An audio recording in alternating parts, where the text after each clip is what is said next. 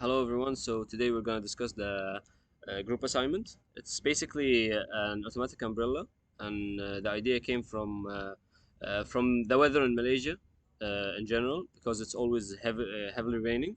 So it will benefit restaurant owners and like public sharing spaces.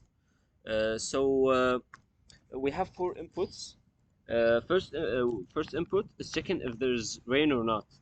uh, and then we have the second input, which is B, is if there's sunlight or not, and C is the switch is turned on or off, and D is about the battery status, whether it's fully charged or not.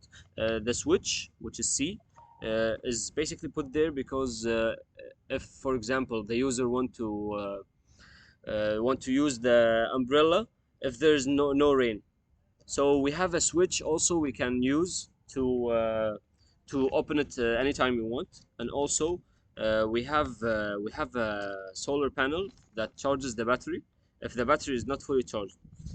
So basically, this is the design we came up with. Uh, the four inputs. Then we have a NOT gate here, which is an inverter.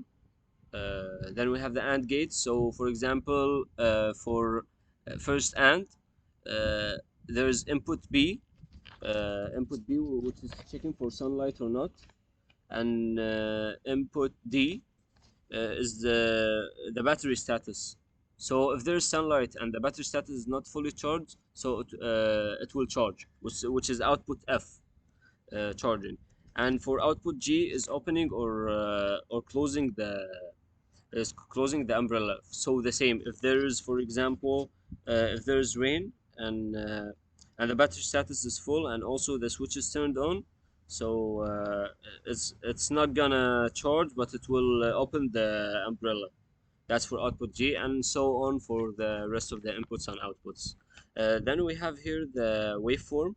The waveform for the inputs A, B, C, and D. It's the same idea basically, just depending on the inputs. If like when it's high, when will we will determine from the timing diagram or the waveform when it will be high or low.